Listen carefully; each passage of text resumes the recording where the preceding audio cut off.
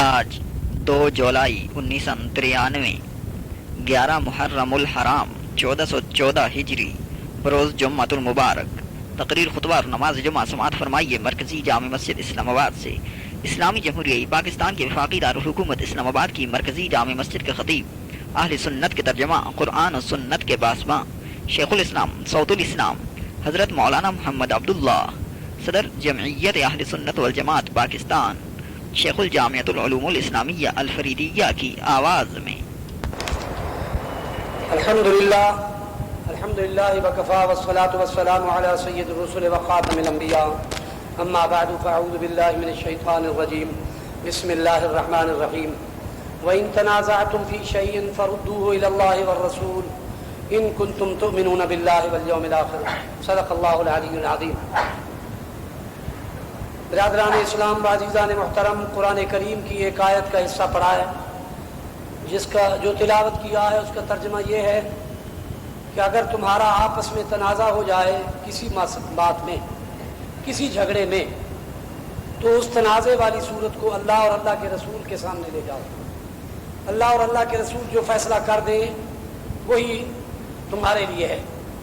اگر تمہیں اللہ اور اللہ کے رسول پر ایمان ہے تو اپنے اختلافات کو، اپنے جھگڑوں کو اللہ اور اللہ کے رسول کے دربار میں لے جاؤ۔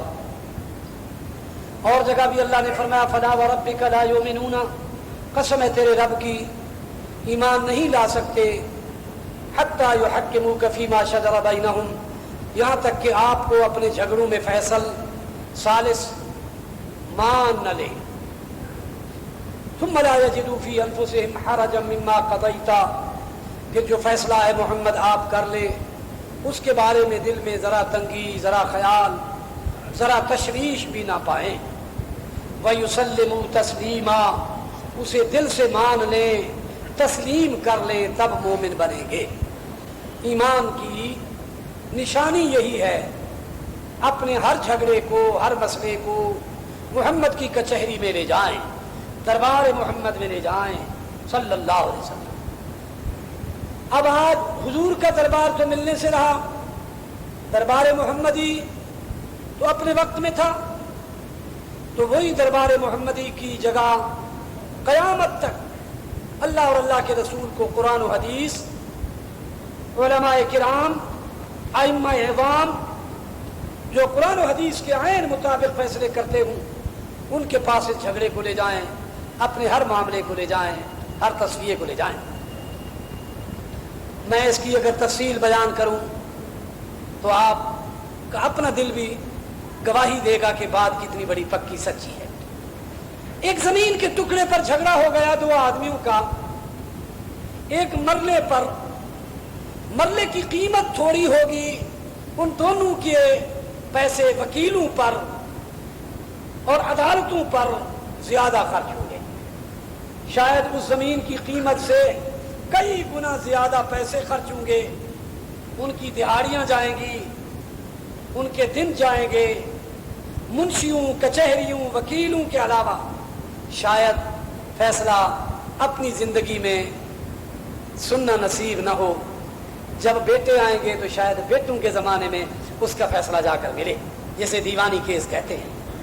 آپ نے سنا ہو، ایک میرا جج دوست کہنے لگا، ایک دن میں نے ایک عدالت میں فیصلہ سنایا، فیصلہ تو سنا دیا لیکن فیصلہ سنانے کے ساتھ مجھے آنسو آئے، مجھے اکیلے رونا آیا۔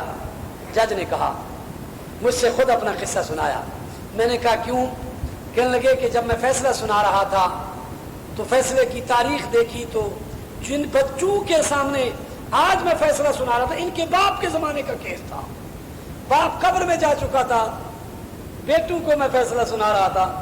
تو کہنے لگے میری بھی مجبوری تھی، عدالتی طریقہ ایسا ہے، عدالتی طریقہ ایسا ہے کہ جس میں ایک نسل دو نسلیں مقدمے، کوئی خالی کراتا ہے، کوئی کورٹ میں جاتا ہے، کوئی اوپر جاتا ہے پھر، اور اگر اس کے مقابلے میں دونوں فریق تیار ہو کر مسجد کے امام کے پاس جائیں اور کہیں کہ آپ قرآن اور حدیث اور فقہ اسلامی، ہم اہل سنت ہیں، امام ابو حنیفہ کی فقہ لے لیں، اس کے مطابق دو علماء دین بیٹھ جائیں، آپ کی مہربانی ہوگی تو آپ اگر اس فیصلے کو کریں تو آپ یقین مانیں جو وکیلوں کی فیس تھی وہ الگ بچ گئی، پیشیاں الگ بچ گئیں، اور سالوں کا انتظار الگ بچ گیا، سارے دھوپوں کی ساری باتیں گئی، پریشانیاں گئیں۔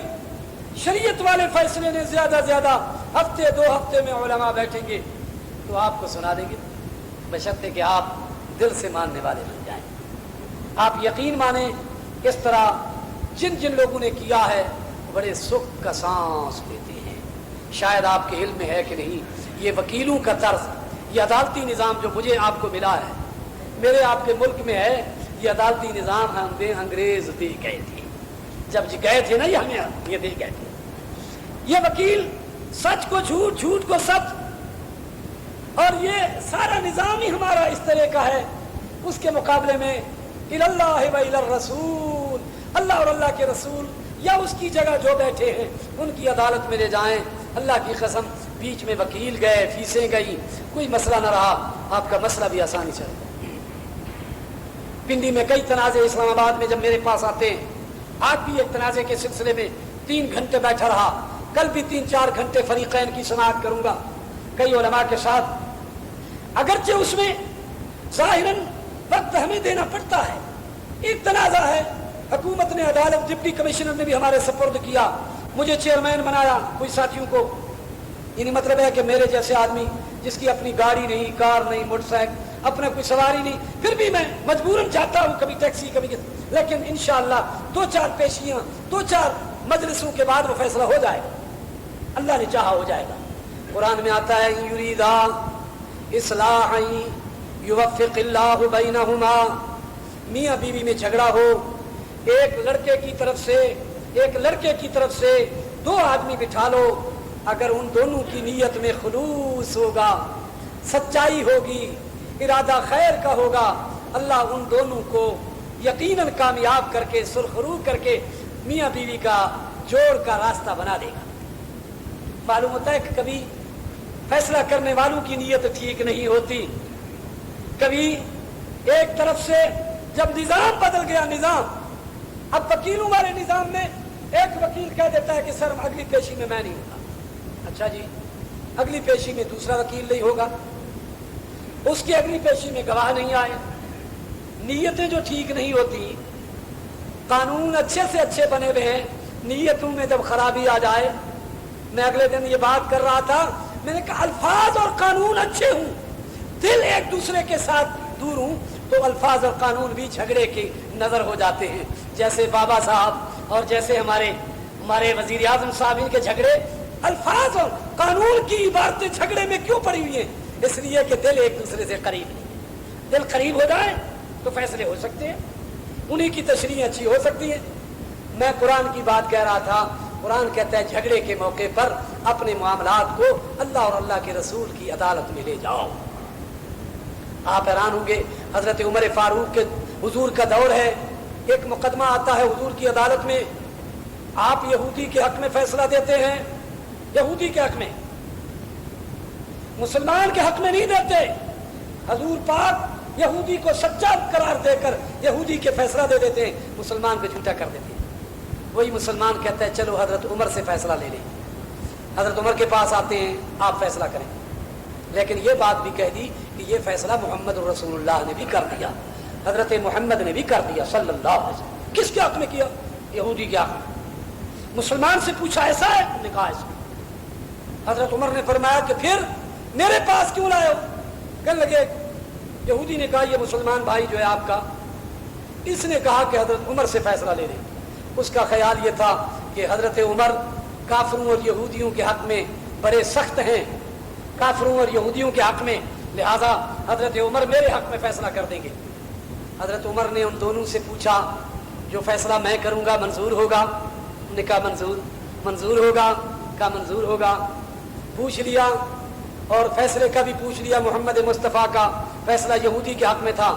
گھر گئے، تلوار لے آئے، کوئی دلیلیں نہیں سنی، کوئی گواہیاں نہیں لی، تلوار لے کر اس مسلمان جس نے کہا تھا کہ اب حضرت عمر کے پاس لے جائیں، اس مسلمان کے گردن کو تلوار سے جدا کیا اور اس کی گردن مار کر کہا عمر کا فیصلہ یہ ہے جو محمد کے فیصلے کے بعد بھی کسی کے پاس جائے اس کی سر دنیا میں رہنا نہیں چاہیے، اس کا سر قلم کر دیا. معلوم یہ ہوا کہ وہ مسلمان تھا نہیں, کلمہ ظاہراً پڑھتا تھا وہ منافق تھا. وہ منافق, منافق کا معنی چادر مسلمانوں والی, جبہ مسلمانوں والا, پگڑی مسلمانوں والی اور لباس مسلمانوں والا, لیکن تھا وہ منافق. کیونکہ منافق تھا اس لیے حضور کے فیصلے کے بجائے عمر کے پاس گئے تھے. حضرت عمر نے فیصلہ دے دیا کہ محمد کے فیصلے کے بعد اب تلوار ہی ہے, تلوار ہی ہے, اب تو گردن جانی چاہیے. نبی کا فیصلہ پھر کوئی نہ مانے. ارے بھائی اسلام تو یہ ہے کہ محمد کی زبان سے فیصلہ ہو جائے وہ ٹھیک ہے. آج ہم نے اسلامی نظام کو چھوڑ کر جمہوری نظام اپنایا ہے تو ملک میں ایسے دن بھی دیکھ رہے ہیں کہ لڑائیاں لوگ کہتے ہیں مولوی لڑتے ہیں. مولویوں کے بجائے لڑائیاں کن میں ہو رہی ہیں؟ کرسی والوں میں. مولوی کی لڑائیوں سے زیادہ کرسی. ارے مولوی کی لڑائی سے بازار تجارت پہ اثر تو نہیں پڑتا, لیکن کرسی والوں کی لڑائی پہ ملک کے سارے معاشی نظام سارے رک جاتے ہیں, ملک کی ترقیاں رک جاتی ہیں, سارے نظام رک جاتے ہیں. یہ جب لڑتے ہیں کرسیوں والے, کرسیوں کے لیے لڑائی جب ان کی ہوتی ہے. لیکن اگر ان سے کہو اللہ اور اللہ کے رسول کی طرف لے چلیں تو میرا خیال یہ ہے کہ آپ بمائے ہمارے جن کے لیے ہم دعا کرتے ہیں, دل سے کہتے ہیں خدا کرے, یعنی ہمارے وزیر اعظم صاحب نواز شریف صاحب غنیمت سمجھتے ہیں جنہیں, ان کے لیے بھی ہم کوشش کریں کہ آپ بھی قرآن حدیث کی طرف آئیں اور دوسروں سے بھی کہیں. وہ گورنر ہیں, وہ صدر ہیں, کون آئے گا؟ مولوی کی بات ہی نہیں سنیں گے. مولوی کہاں پھر رہا ہے؟ ہم تو اپنی عدالتوں سے اپنے ان سے فیصلے لیں گے. قرآن و حدیث یہ کیا کوئی فیصلے کی چیز ہے؟ اس لیے کہ آج جب سود کو ہائی کورٹ نے, وفاقی شرعی عدالت نے ختم کر دیا تو نواز شریف صاحب کی حکومت ہے جو سود کے حق میں, حمایت میں, سود کو جائز کرنے کے لیے سپریم کورٹ میں اپیل کیا ہے. موجودہ وزیروں میں سے عبداللہ غازی میرا ہی ہم نام ہے, میرا نام عبداللہ, میرے والد کا نام غازی. عبداللہ غازی صاحب جو وزیر ہیں موجودہ, اس نے 25-26 کو میٹنگ کی. اس میٹنگ میں فیصلہ کیا کہ سود کے بغیر نظام چل نہیں سکتا, لہذا جب تک سود کے بغیر نظام کوئی سامنے نہ آئے اس وقت تک سپریم کورٹ میں دعویٰ جاری رکھیں, سپریم کورٹ کے سامنے حکومت مدعی بنے کہ سود کو دوبارہ جاری رکھنے کا اجازت دے. آپ کو معلوم ہونا چاہیے کہ پاکستان کے سرکاری مفتی اسلامی نظریاتی کونسل, سرکاری مفتی, مولوی نہیں, اسلامی نظریاتی کونسل نے پوری کتاب لکھی ہے کہ سود کے بغیر ملک کا نظام چل سکتا ہے اور یہ اس کا طریقہ ہے. اور مولویوں نے نہیں لکھی, انہوں نے لکھی ہے جو معاشیات کے موجودہ دور کے نظام مملکت کے ماہرین نے, ان قابل لوگوں نے, جو حکومت کے آدمی, معاشیات کے ماہر, معاشیات کی بڑے بڑے ائمے سے بھی اوپر ان PhD ڈاکٹروں نے, علماء نے لکھی, علم والوں نے تیار کر کے حکومت کو دی کہ یہ ہے بغیر سود کے اور نظام چل سکتا ہے. پھر کہتے ہیں جی اس دور میں سمجھ نہیں آتی کہاں نظام چل رہا ہے, کوئی تو دکھا دو.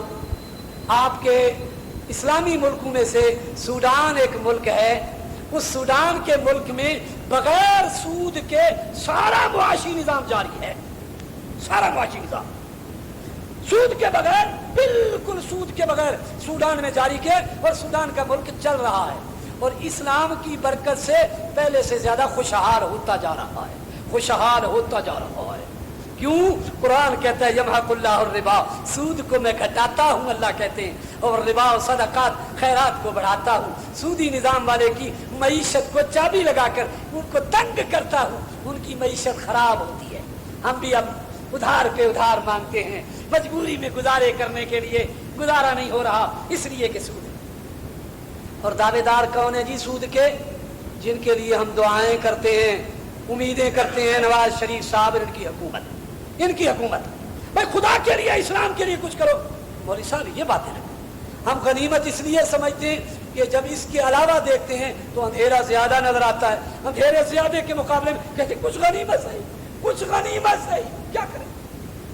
رات ہی میرے پاس ایک آدمی آیا, अख्तर हमीद एक आदमी है, उसने हुजूर सल्लल्लाहु अलैहि वसल्लम की तौहीन की, किताबें लिखी, इंटरव्यू दिए, सहाबा की तौहीन की, अबू बकर, उमर, उस्मान, खालिद बिन वलीद को बद्दू, जंगली और वहशी और औरतों के भूखे लिखा, हुजूर की तौहीन की। जब वारंट गिरफ्तारी निकले तो नवाज शरीफ का जाती खत गया कि इसे मुकदमा वापस ले लो, जाती खत गया, मुकदमा वापस किया। फिर वो लोग मिले नवाज शरीफ साहब से, भाई मिले मुदीर तकबीर का जो मुदीर है सलाहुद्दीन तकबीर रिसाले का, वो मिले कि आपने क्या किया, कहने लगे मुझे तो पता नहीं चला, अब मैं फौरन इसको वापस करूंगा। वो अच्छा हम अदालत में जाए, कहने लगे हो जाएगा। 3 दिन 4 दिन 5 दिन जो वापसी वाला वादा किया था, वादा ही गायब हो गया, वापसी वाला वादा। लेकिन अदालत वालों ने उस मुकदमे को बरकरार रखा। अदालत ने कहा कि ऐसा मुकदमा रहना चाहिए। क्यों रहना चाहिए? जो पाकिस्तान इस्लाम के लिए बना, उसमें मोहम्मद की तौहीन हो, सहाबा की तौहीन हो, हुजूर को गौतम बुद्ध के मुकाबले में भी जलील कहा जाए। और पाकिस्तान बड़ा आदमी के CSP लोगों का उस्ताद है। जो बड़े बड़े CSP है ना, 22वें ग्रेड के ब्यूरोक्रेट, उनका उस्ताद है, कराची में रहता है। अब इश्तिहारी मुजरिम है, वारंट है, अदालत ने इश्तिहारी मुजरिम करार दिया, गिरफ्तार नहीं। कराची में एक फौजी मेजर ईमान के जज्बे से गिरफ्तार कर बैठा, तो उस मेजर की जवाब तलबी होगी कि आपने कैसे गिरफ्तार किया, इसको नहीं गिरफ्तार करना चाहिए, मुकद्दस आदमी है। यानी किस बात का रोया जाए, ये हम इसलिए कह रहे हैं कि खैर खा आदमी को चाहिए कि वो खैर खाही में कहे। हम भी यही कहेंगे कि अपने सारे झगड़े कुरान और हदीस की तरफ ले जाएं। इस्लाम का दावा वादे किए थे, अपने लिए फौरी बिल पास हो जाते हैं, अक्सरियत से फौरी काम हो जाते हैं, इजलास में हो जाते हैं और करारदादें पास हो जाती हैं। तो इस्लाम की करारदाद क्यों नहीं आती? आखिर वो भी तो आनी चाहिए।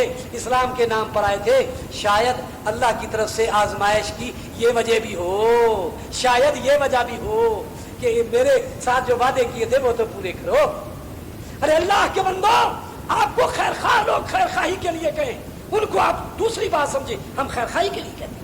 हमारी सारी बात का खुलासा ये होता है कि हम खैरखाही में ये कहते हैं खुदा के लिए काम करो। अख्तर हमीद जैसा जो इस्लाम दुश्मन, नबी का दुश्मन और नबी की तौहीन, सहाबा की तौहीन करता है, उसे हुकूमत को चाहिए गिरफ्तार करे। वारंट भी है, इश्तिहारी मुजरिम भी है, कराची में फिरता है दंदना के। और यही बात कहते हैं सूद के बारे में जो रिट की है सुप्रीम कोर्ट में, नवाज शरीफ साहब की हुकूमत को वापस लेना चाहिए। सूडान मुल्क चल रहा है बगैर सूद के, हमारा मुल्क भी चलेगा। मैं कसम खाकर कहता हूँ, नबी की बात, कुरान की बात सच्ची है। कुरान कहता है सूद खाने वाले अल्लाह रसूल से जंग करते हैं। खुदा रसूल से जो जंग करते हैं वो फिर ठोकरें खाते हैं, वो गिरते हैं, परेशान होते हैं। मैं ये नहीं कहता कि नवाज शरीफ के मध्य मुकाबले वाले शुरफा हैं, बड़े नेक हैं, बड़े सूफी हैं, तहज्जुद गुजार हैं। मैंने कहा कि उसके बाद वालों को तो और ज्यादा अंधेरा नजर आता है, और ज्यादा अंधेरा है। अरे जिसमें कुछ रोशनी नजर आती, उस रोशनी वाले का ये हाल है। और जो अंधेरे वाले हैं उनकी तो बात ही छोड़ो, अंधेरे वाले की तो बात ही छोड़ो। ये जिनको कुछ रोशनी नजर आ रही, हम उनकी खैरखाही में कहते हैं अल्लाह के बंदो कुछ करो, अल्लाह को राजी कर लो। मैंने कुरान की आयत क्या पढ़ी कि अगर तुम्हारा आपस में झगड़ा हो जाए, अल्लाह रसूल की तरफ फैसले ले जाओ, अगर ईमान है अल्लाह पर। मैं आपको फ्रंटियर का एक अजीब वाक़या सुनाता हूँ।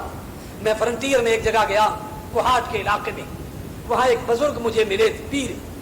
उस बुजुर्ग का मालूम हुआ वो बैत उसी से लेते हैं जो कहे मैं मुरीद होना चाहता हूँ पीर साहब से। वो कहते हैं शर्त अव्वल ये है, अपना कोई मुकदमा पाकिस्तान की अदालत में नहीं ले जाओगे, मस्जिदों की अदालत में ले जाओगे, मस्जिद में ले जाओगे। कोई मुकदमा हो, इमाम साहब को बिठाओ, 2 मौलवी और बिठा दो, मुफ्ती बिठा दो, वो जो फैसला कर दे। अब जो बैत करता है, कहते हैं 2-3 बस्तियां ऐसी हैं कि उनका एक मुकदमा अदालत में नहीं, वकील बद्दुआएं कर रहे हैं, इन बस्तियों की तरफ से तो हमारा पैसा ही नहीं आ रहा, वकीलों का रोजगार जो बंद हो गया। अब वकीलों के मजे हैं कि नहीं? नवाज शरीफ साहब की इनकी जो जंग है, वकीलों के बारे में आ रहे हैं, करोड़ों रुपए बन रहे हैं, उनकी चांदी नहीं सोना ही सोना है। वकील जो हुए, वकील का तो काम है। और फिर सुनो, जिस बस्तियों में कुरान और सुन्नत पर फैसले हो रहे हैं, उनमें पेशियां भी नहीं, अदालती नहीं, पैसा भी नहीं, और फैसले जल्दी जल्दी जल्दी जल्दी जल्दी हो रहे। आज आप भी फैसला कर ले, सिर्फ इस मस्जिद वाले, हमारा कोई मुकदमा अदालत में होगा ہم دوسرے فریق کو بھی کہیں گے بھائی تجھے بھی قرآن حدیث کی قسم دیتے ہیں، عدالت سے فیصلہ لے آؤ، مسجد میں فیصلہ لے جاتے ہیں. اور یہ سن لیں جب امام کے پاس دو مفتیوں کو بٹھا کر فیصلہ کرائیں گے، وہ فیصلہ آپ کا جلدی بھی ہوگا، شریعت کے مطابق بھی ہوگا، محمدی شریعت کے مطابق ہو جائے گا. اور خدا کی قسم جتنا شریعت میں آرام ہے اتنا کسی چیز میں آرام نہیں. شریعت میں جتنا آرام ہے اتنا کسی چیز میں نہیں. شریعت میں تو اتنا آرام ہے، اتنا کہ جتنا کسی چیز میں نہیں. قاضی وقت فیصلہ کرتا ہے، عجیب واقعات ہوتے ہیں اسلام کی تاریخ میں. ایسے ایسے قاضی گزرے جو فیصلہ کرتے ہیں. فیصلہ کرنے کے بعد وقت کا حاکم نہیں، امیر المومنین ہے، گورنر ہے، وہ ہے یا امیر ہے. حضرت عمر فاروق بھی قاضی کی عدالت میں جاتے ہیں تو قاضی نے تھوڑا سا احترام کرنا چاہا. فرمایا کہ تیرے قاضی ہونے کا کیا فائدہ کہ تو نے مجھے احترام دیا، میں اور جج دونوں، میں اور دوسرا فریق برابر ہے، میں اور دوسرا فریق برابر ہے، آپ برابر ہمیں بٹھائیں. اور فیصلہ بھی امیر المومنین کے خلاف بھی بیٹھ جاتا ہے.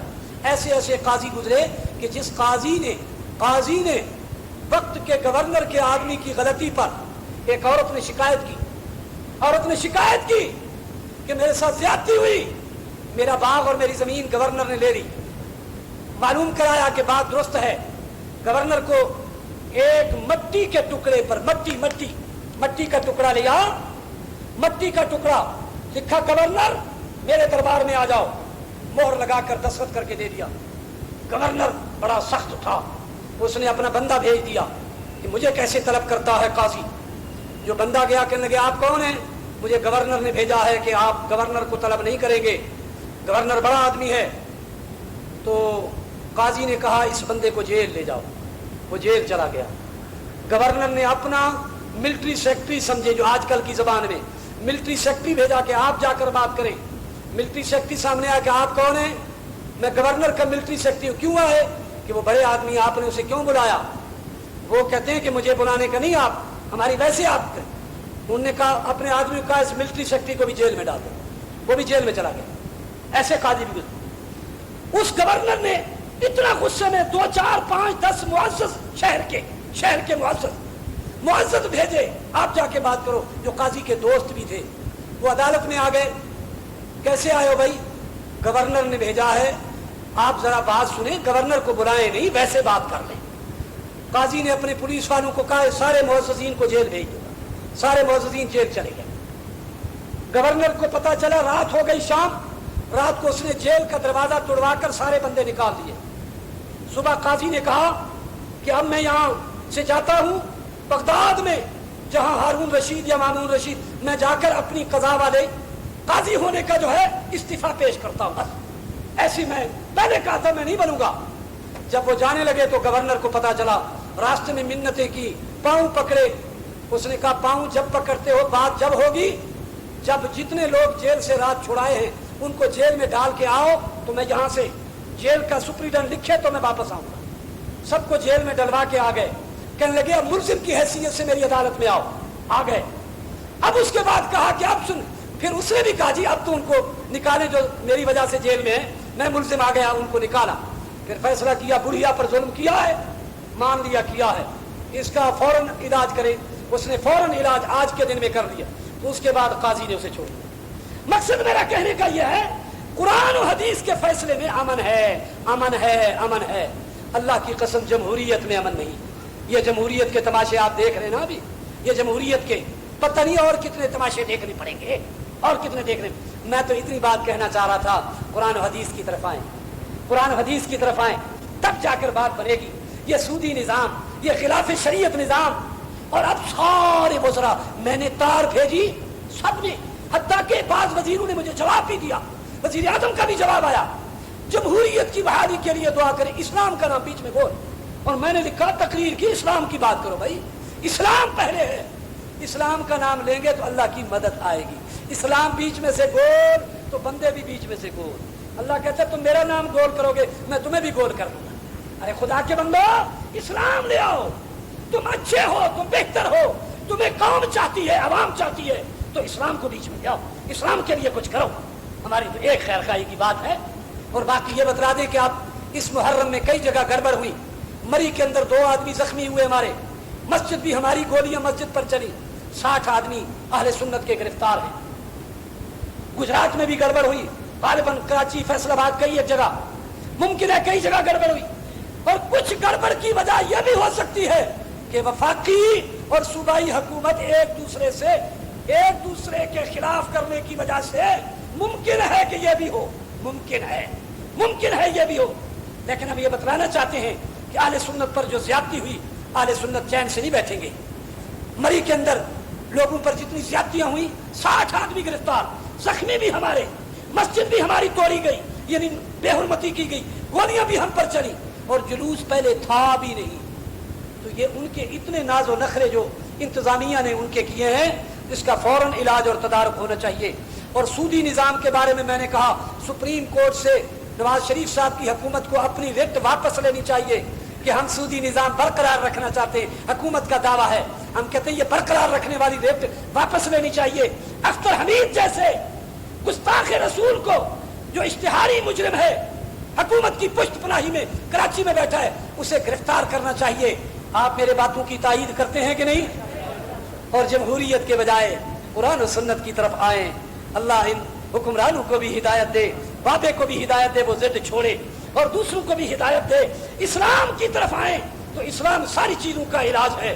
اسلام کی طرف نہیں آئیں گے تو پھر جو تکلیفوں میں مبتلا ہے, پتہ نہیں یہ گمبھیر اور زیادہ نہ ہو جائیں. اللہ ہمارے حال پر, ملک کے حال پر رحم کرے. وآخر دعوانا ان الحمدللہ رب العالمین. سنت